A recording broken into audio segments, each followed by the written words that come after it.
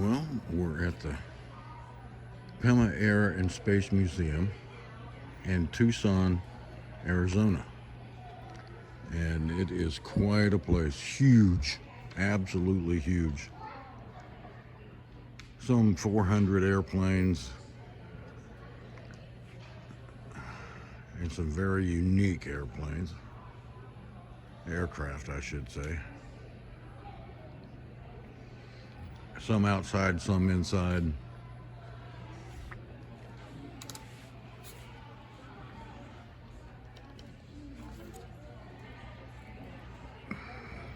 They're all over the place.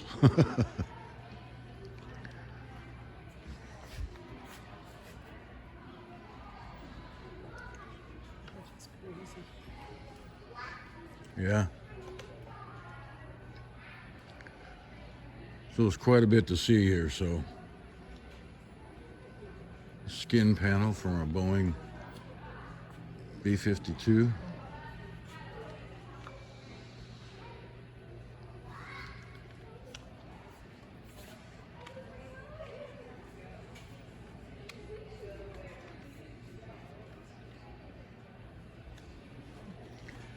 So we'll bring you along as we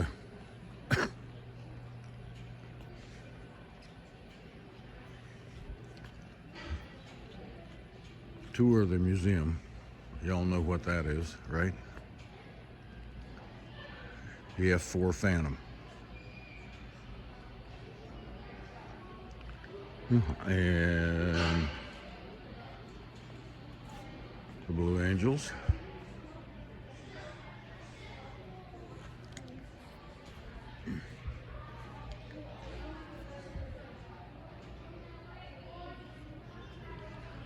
There's just so much to see here. So much to see. That's the Huey up above. You got to look up too, because it's up there.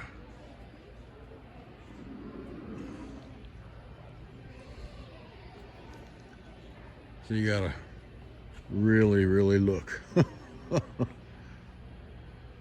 Beautiful plane. It is.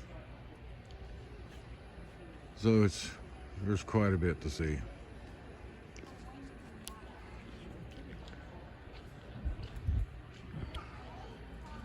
And you all know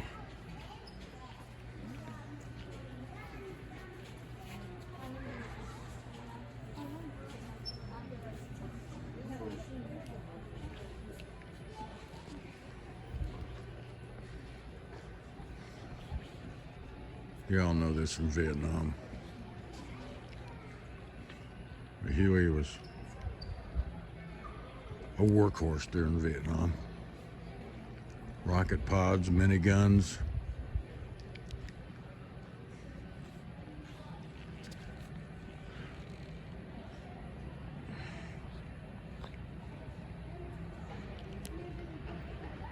Everywhere you turn, there's something new to see. Mm-hmm.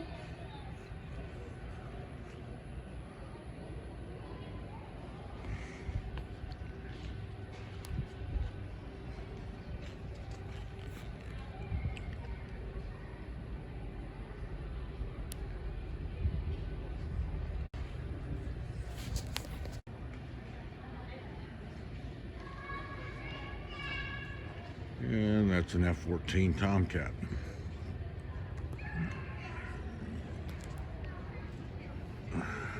The only way you can get some pictures of these things is from way back.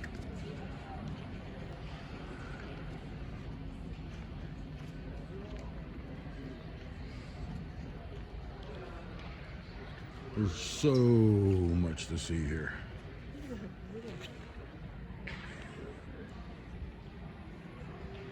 And that's a big airplane. If you think about that thing on the flight deck of a carrier.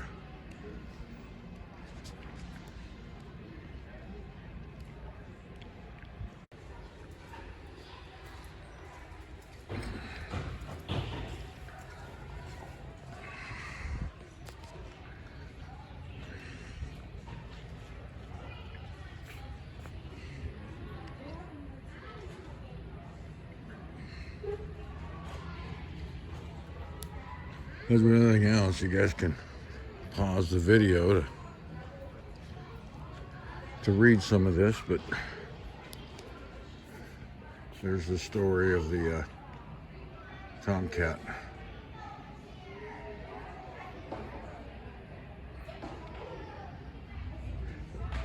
Quite an airplane in its day. And this is basically what we used on board the carrier or even on bases to tow the airplanes around.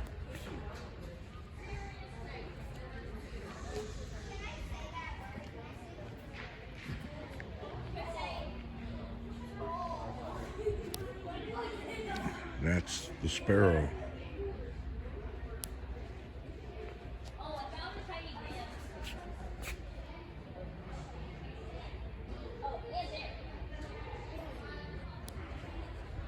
So much to see here.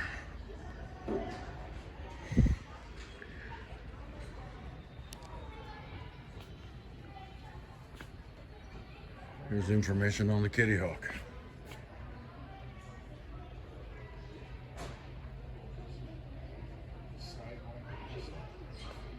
There's a tail hook. Some of the vests that were worn on the flight deck. Here's the information on the deck shirts. Better for me telling you.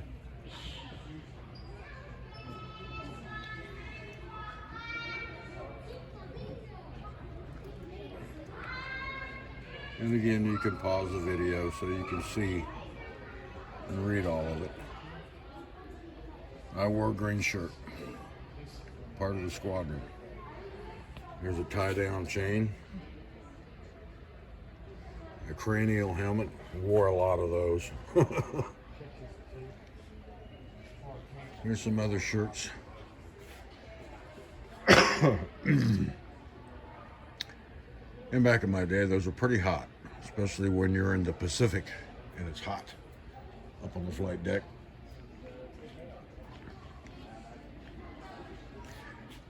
You can get a shot of what a sidewinder looks like.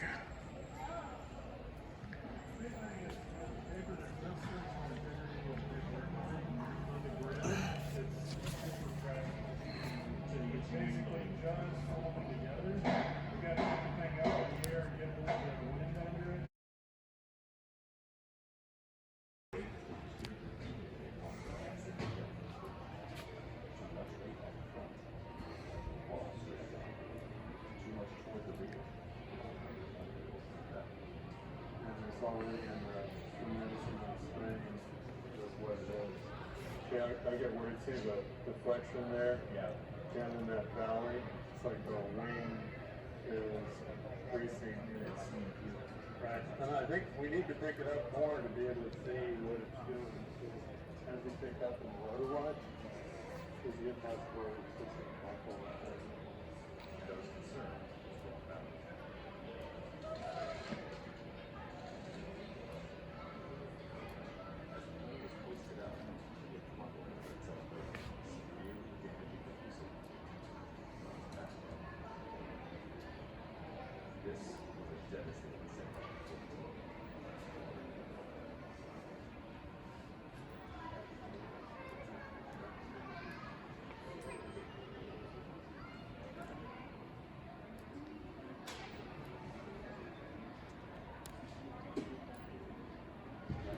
Like we were saying, there's just so much to see in this museum.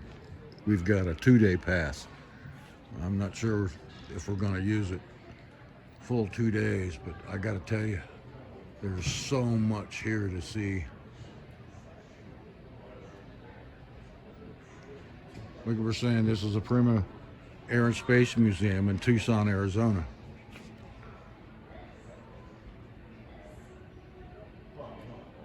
You know, the Davis Moffett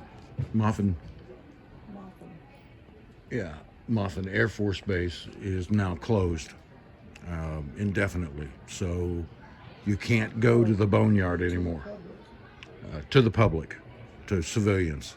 It's on the Air Force Base, so they've closed it. You can't go to the boneyard anymore, which is what I was really wanting to see, but I can understand why. It's for security reasons. That's why. So, so we're gonna tour the main museum here and see what we can. No, it's just so much to see.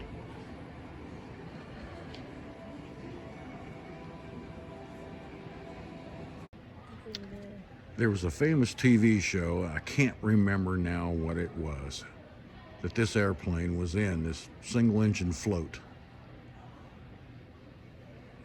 And I can't remember what the name of it was. But maybe we'll go around to see, you know, on the information panels, but you can see all the other displays of drop tanks and avionics packages and missiles and rockets and bombs and just everything.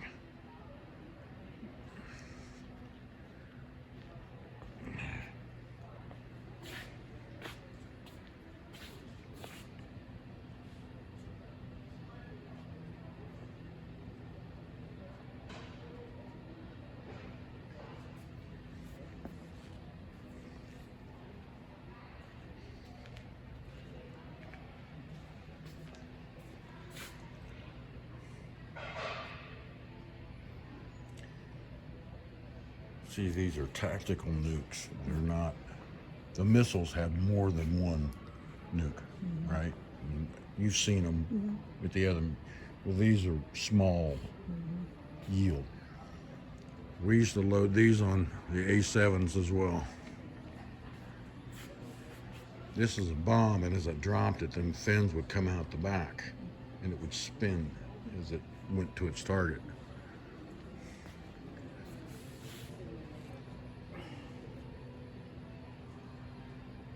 There you can see there's just so much to see here. Huh? Yeah, and this is only one hangar.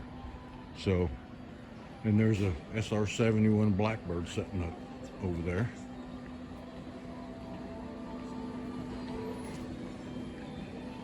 Now, I'm gonna go over here to see what this panel says.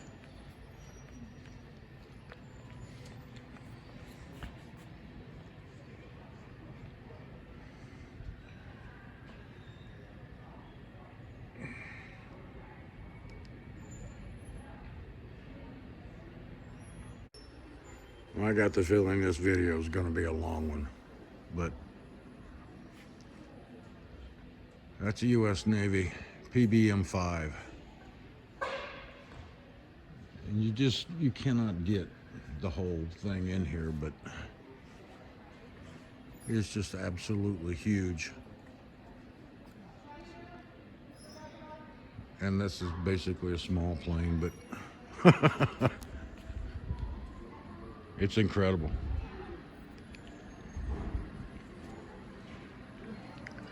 Here, like, you got to keep looking up because there's all kinds of stuff hanging from the ceiling.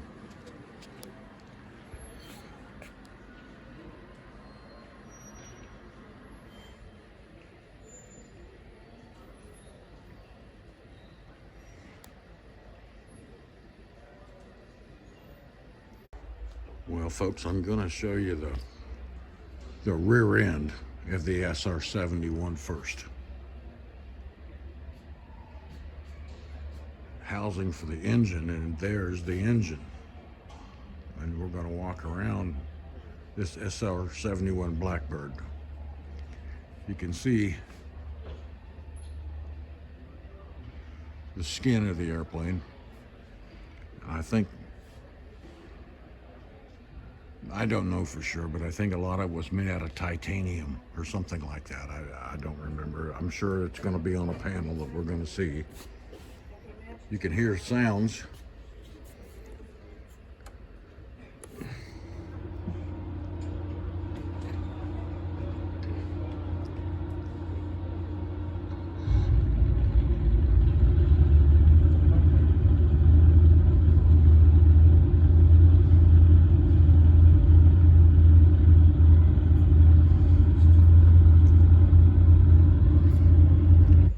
take off.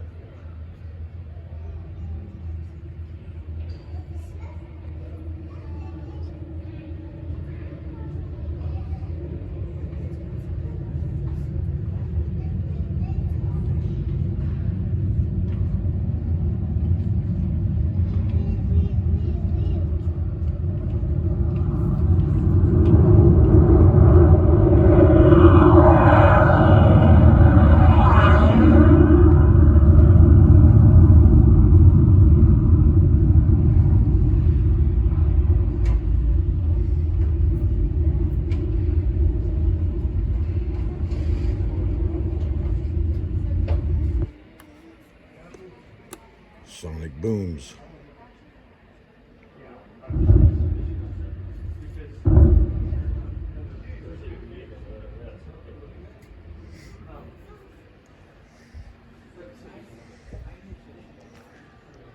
Wheel assembly.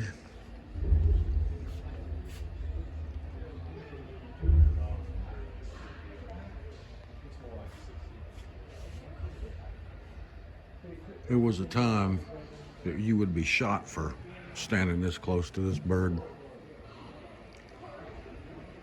And it leaked like a sieve. Fuel leaked out of it all over the place until I got up flying at higher altitudes. The skin heated up and sealed up all the leaks.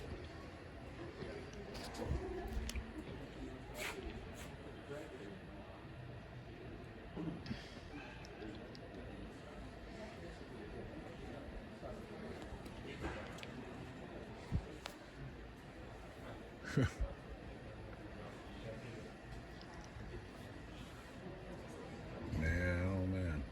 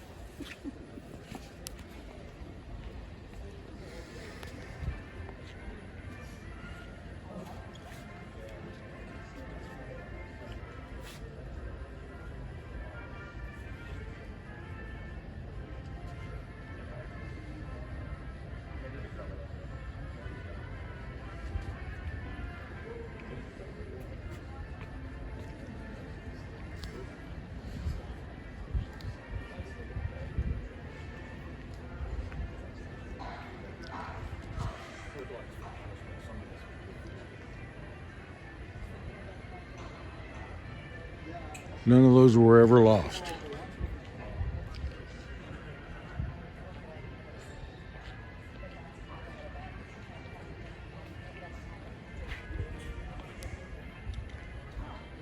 Cockpit up there.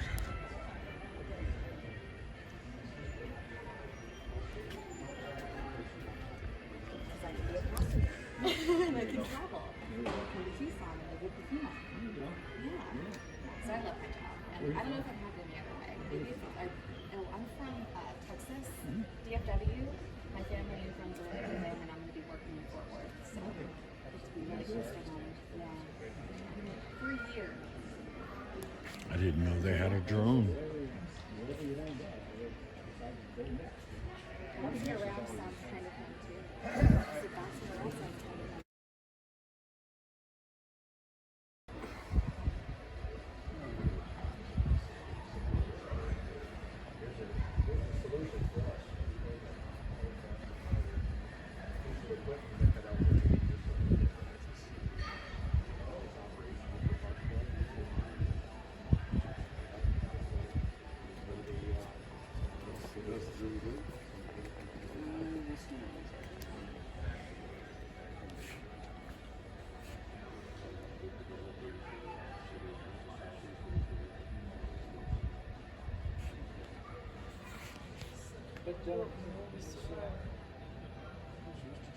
Yeah, I don't know the one at Wright Pat. I don't know how old it is or when it flew. It might have been one of the last ones because they didn't get it till late at the end.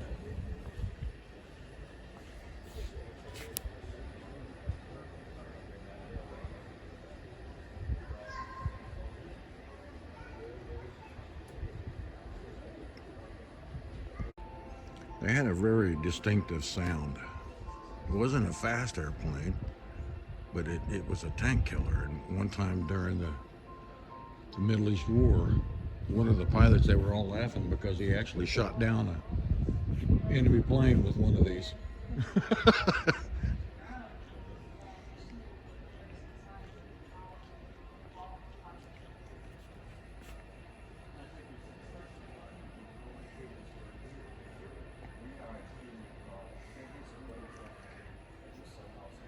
They were all laughing because the pilot of this, oh, not this one, but an A-10,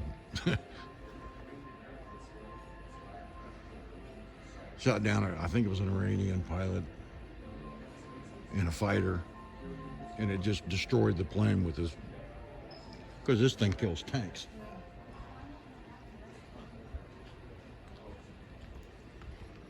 You can see the gun barrels.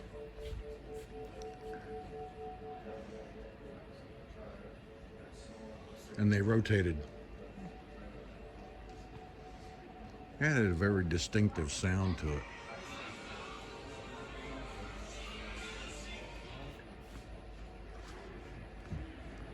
Oh my God, there's just so many planes, everything to see.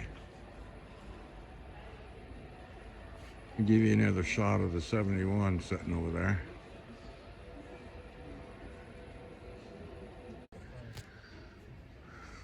The S3 Viking. This has Kitty Hawk markings, but we also had these on the Constellation, the ship I was on, and a lot of times they would use this because it could fly a lot of miles.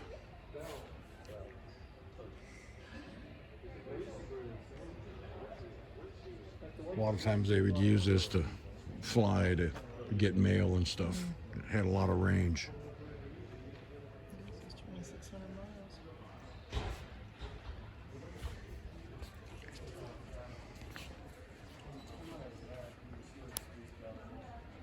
You can see the,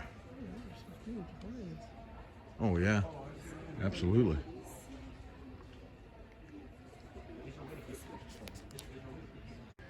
I'll give you the plaque on this Cobra.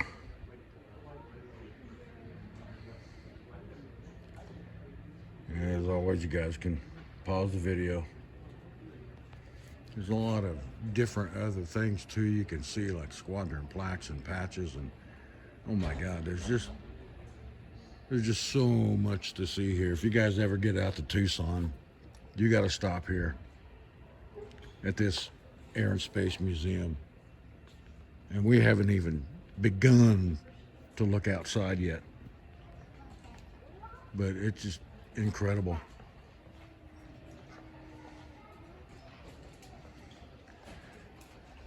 You know, they always say that during war, there's so much more advancements made in weaponry during war because, like, necessity is the mother of invention. You need something new, so you create it.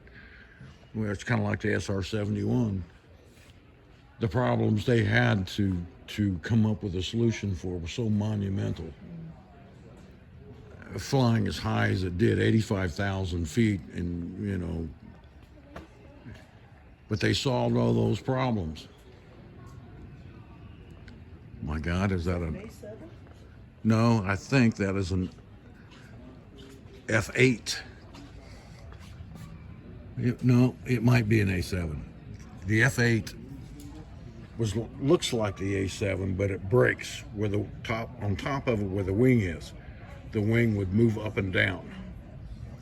The RF-8 Crusader was a reconnaissance airplane.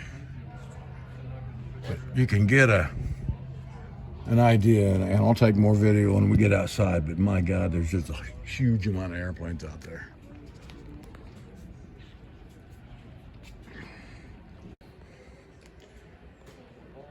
This is the Enterprise CV-65, and my ship was CV-64, the Constellation. So you can see there the information on the Enterprise. Excuse me. The desert weather has me a little bit. But this board up here, which is on a more modern carrier, the Nimitz. And just kind of how everything's compact in it. But and you can see the models of ships. There's the Langley.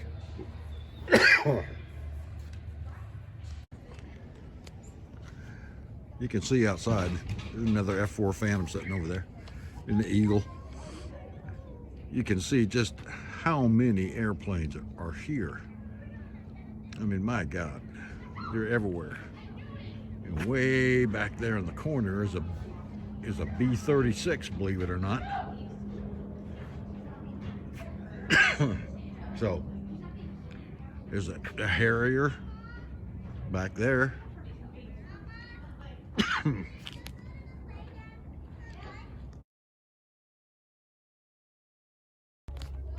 Okay.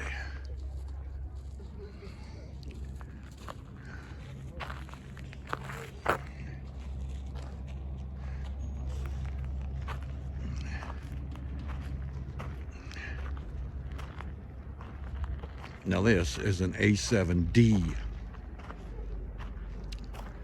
This is the Air Force's version of the A7E that I worked on.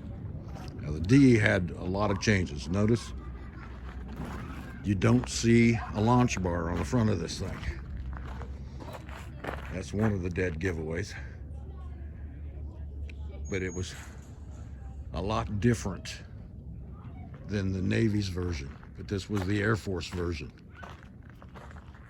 Now, surprisingly, this thing does have a tail hook. You can see it down there.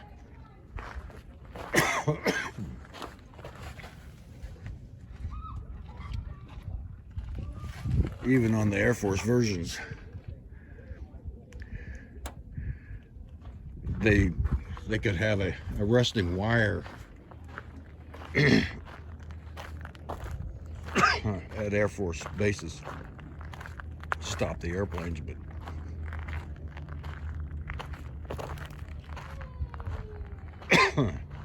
this is the Air Force version.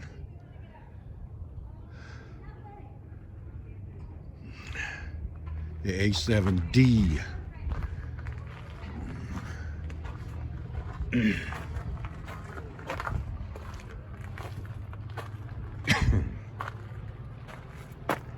And these little panels right here with the steps that flipped open, and up there that you'd crawl up to get in there. And here, this door would open and a ladder would fall down.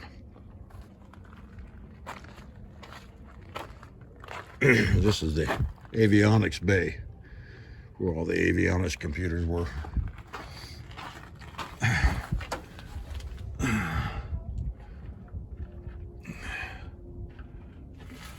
That's the crank assembly for hand crank and the hydraulic system, hand pumping.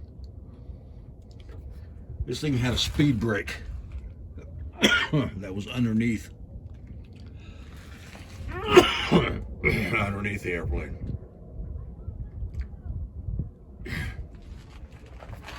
Well, this desert environment has got me crazy. Yeah, this is going to be a long video.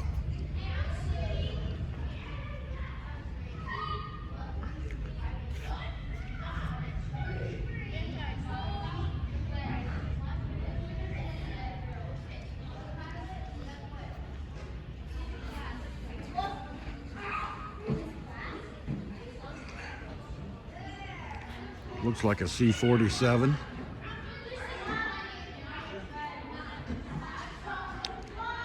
Now those you see a lot in movies, like Band of Brothers, where they're jumping out of the airplane, parachuting into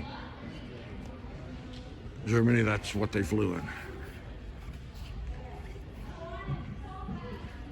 B-24 Liberator.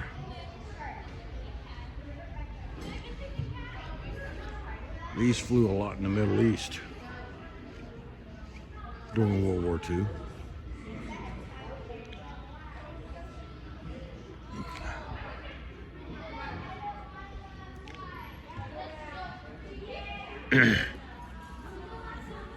Here's something you don't normally see.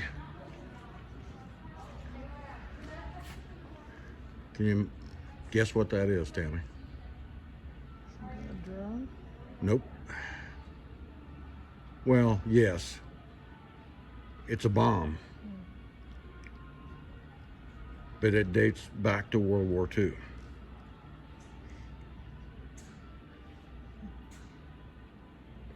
That's the V-1 rocket that Germany built to bomb London.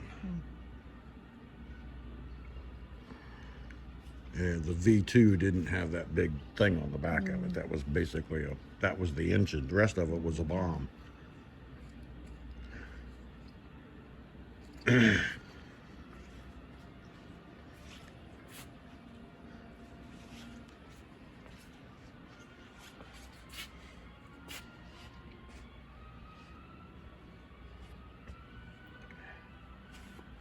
Yeah, the buzz bomb.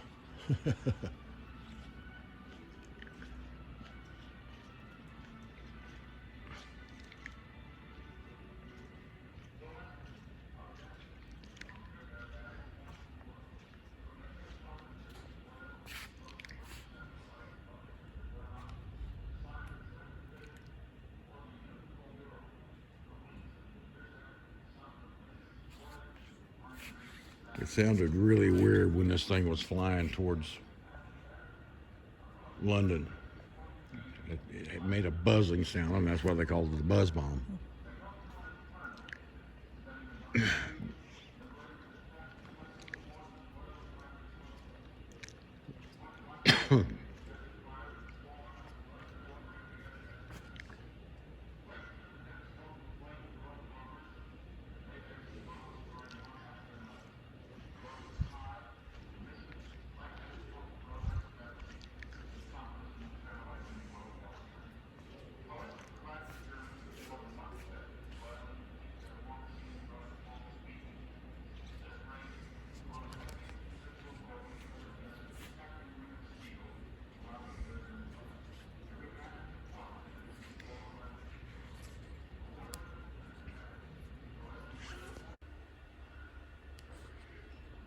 No, I don't know where the rest of it is, but that's a nose of a glider that the C-47 towed in World War II. They would tow these gliders behind them, and that was the nose that tilted up, and they drove the Jeeps out of the glider.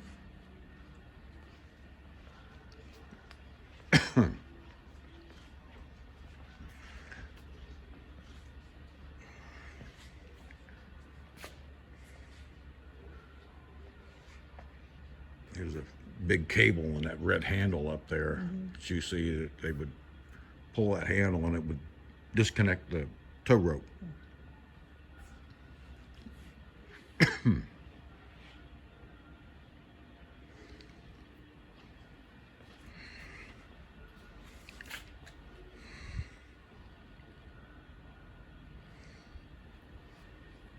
There's so much to see. I'm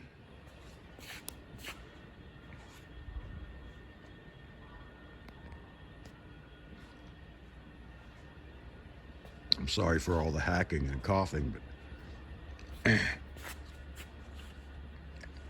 all the video, but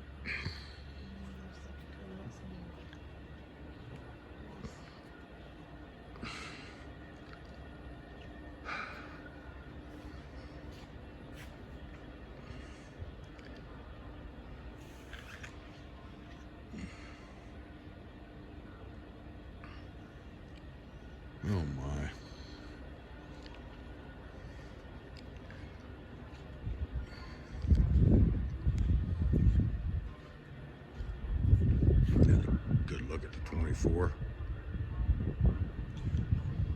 A lot of C-47s.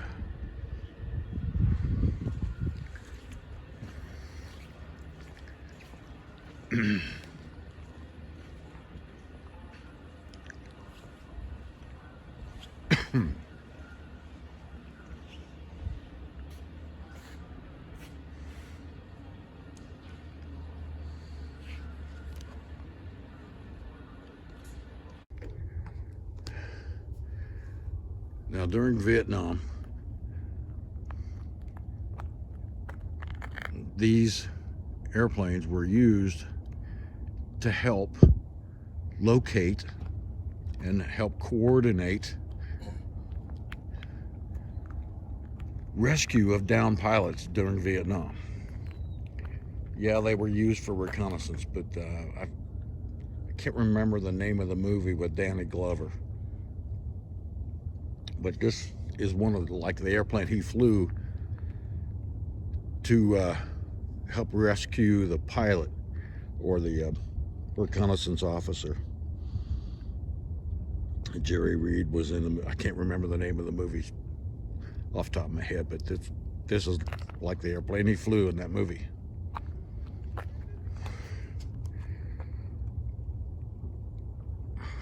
I'll probably think of it after a while.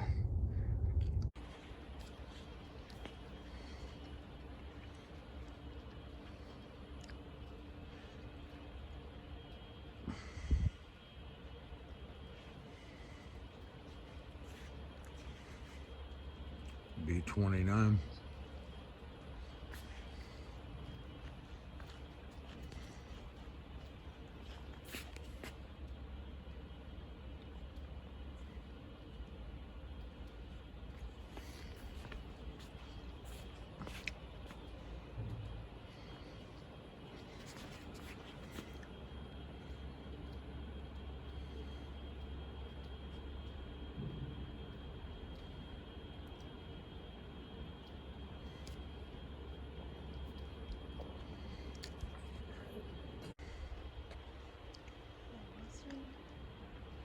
Huh? Yeah.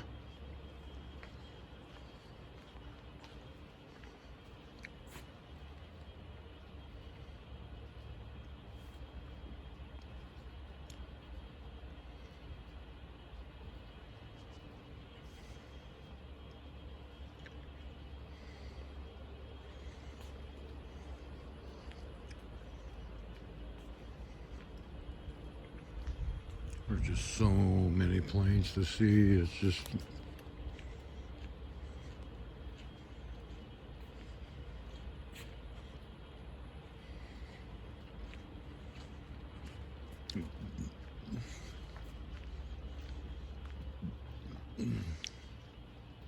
F4U Corsair.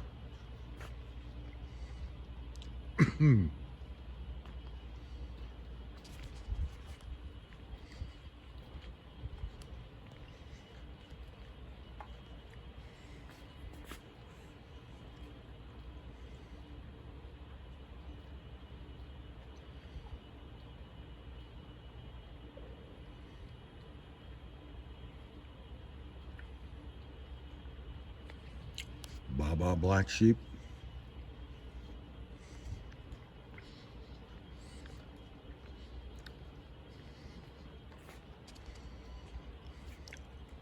F7F.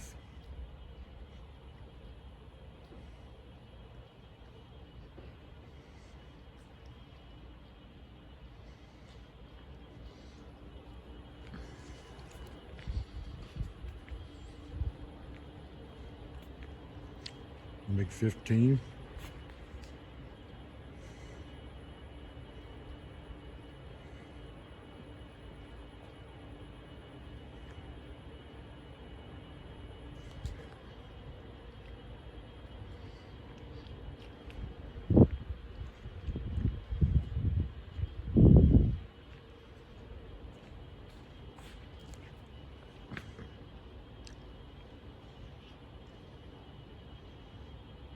Where some of these airplanes are in very, very good condition.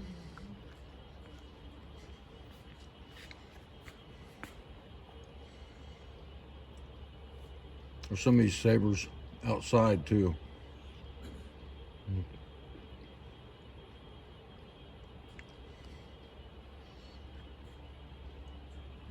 Very, very good shape.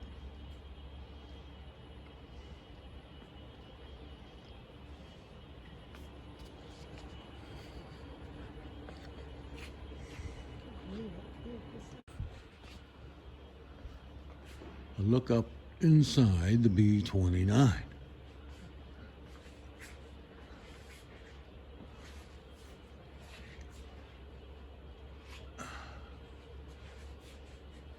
Now this is pretty cool. I got a video running on the bulkhead up there. I think there's a mass of wires in this thing.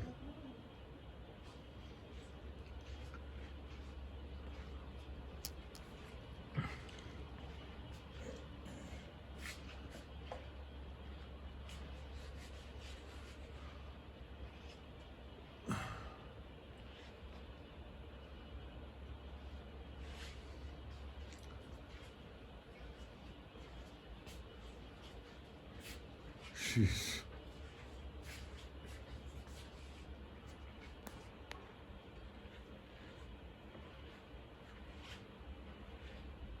You see the racks, how they had them hooked up there.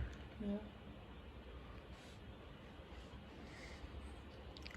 Some massive doors, eh? Mm-hmm.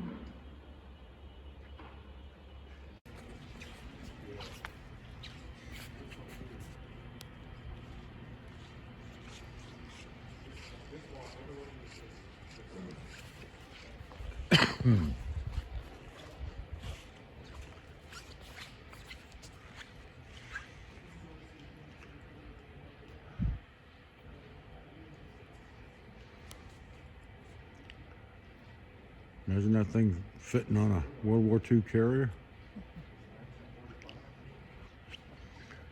And that's a PBY back there.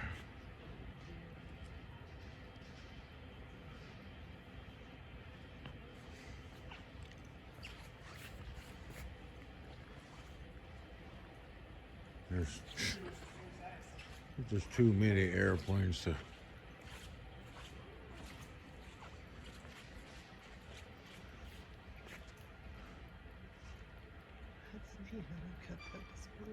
The flying boat.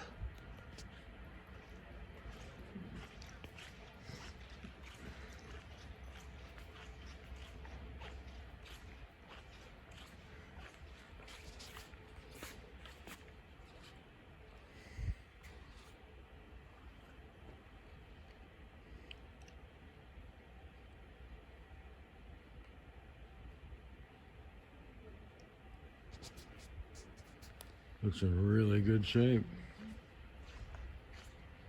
Some of it.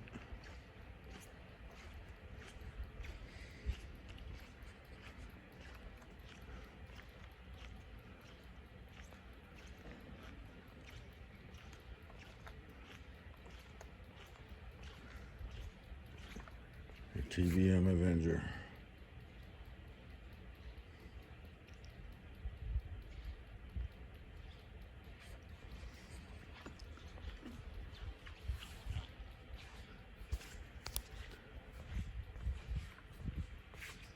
Can fold them up pretty good, couldn't they?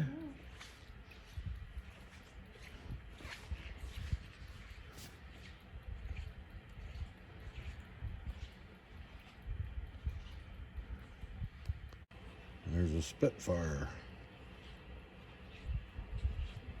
There's many international airplanes here too, from many other countries. You just can't pack them all, I mean.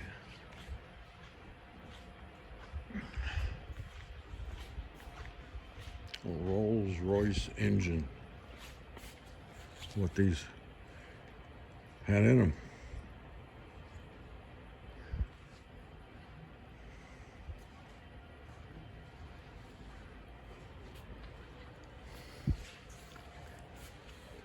That is something.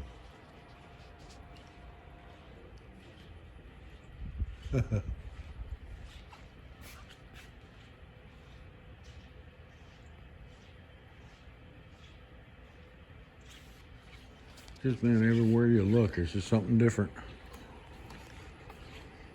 Upstairs if you want to take some pictures up there. I'm up here on the second floor of this hangar.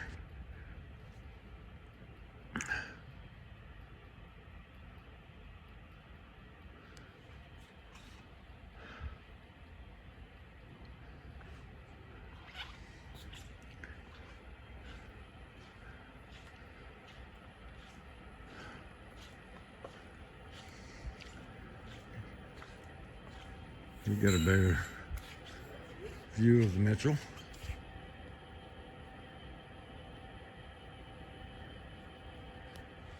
And over there's the PBY. Get the massive wingspan.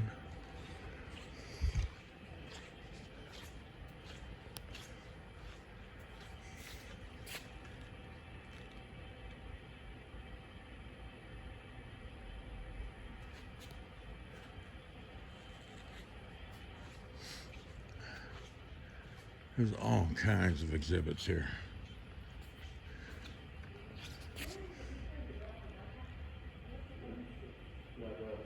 Better view of the Spitfire.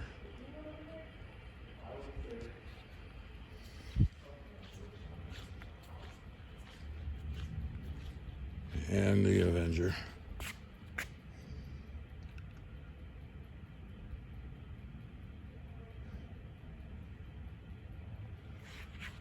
This place is enormous. Really, really huge. We haven't been through all the hangars yet. There's still the whole outside to see. Here's the display of the Arizona.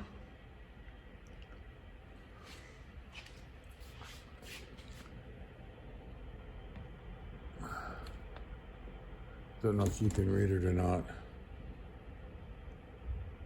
Was salvaged from the wreck of the Arizona, eventually found its way to an American Legion post in Tucson. Rings such as have been used since 1850s. Here's a steel helmet.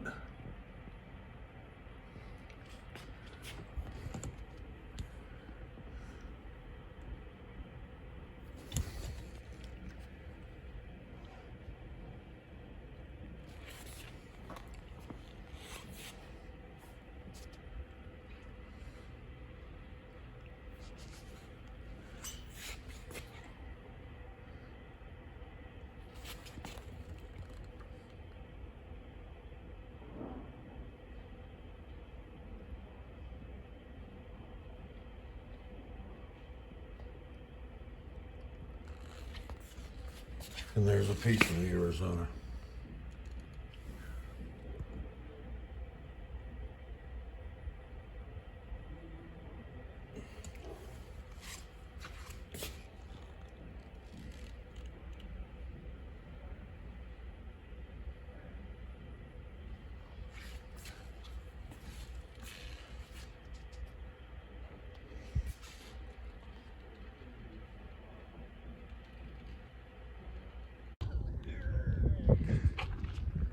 This is one of the unique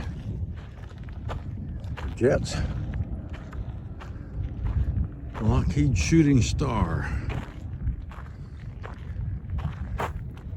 One of the first jet fighters ever built. There's some really, really old airplanes here.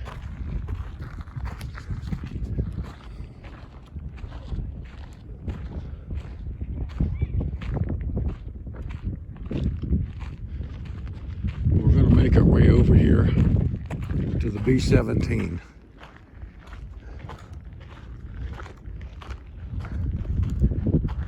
A whole bunch of Harriers.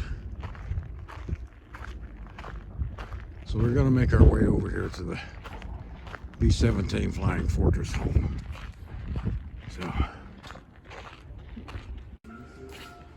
okay, we are in the 390th.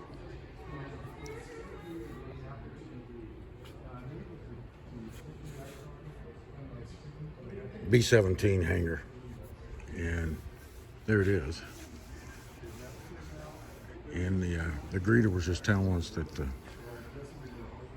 one of the pilots who flew one of these things is 100 years old. He still comes here regularly. A remarkable plane.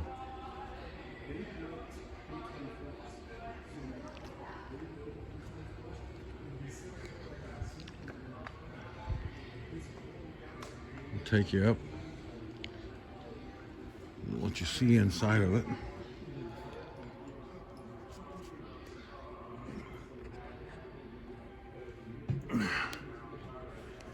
You can see the waste gunner station. One there and one on that side, right?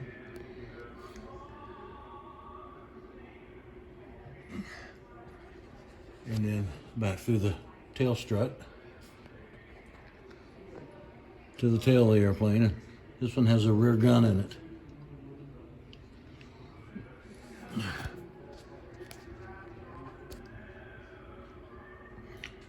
Looks like there's oxygen connection.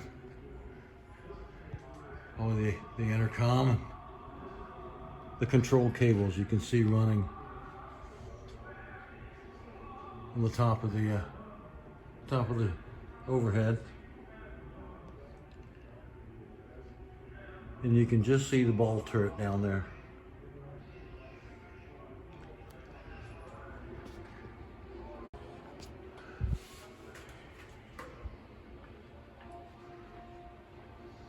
Goodness gracious. Any questions, sir? Wow.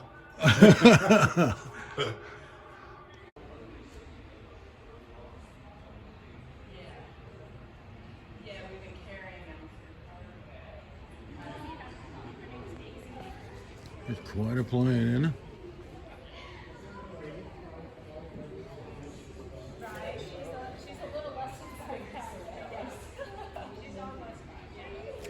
This is a B-17G because of the nose gun.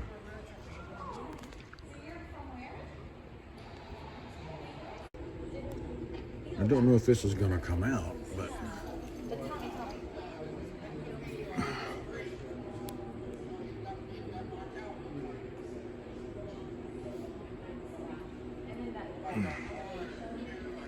there's little models of B-17 suspended on strings, and then you got like a diorama in the background, and it is really cool.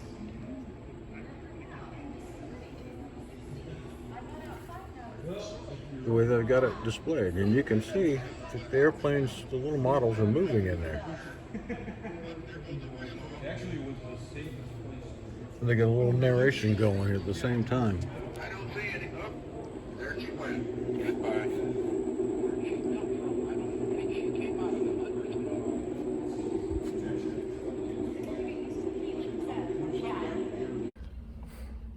Well, the first day, we spent 4.5 hours here and didn't see it all.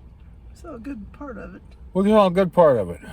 There's a whole bunch of airplanes outside I really want to get up close and personal with. So we can come tomorrow morning. We bought a 2-day pass. We bought a two-day pass, so we're going to come back tomorrow. Early, before it gets hot. It opens at 9. So, there's just a whole bunch of stuff outside we want to see. So, it's got to be a 2-part video. 2 or 3. We're tired puppies, and it's pretty warm out right now. Well, the sun came back out and heated up. Yeah. Okay. We'll see you in part 2.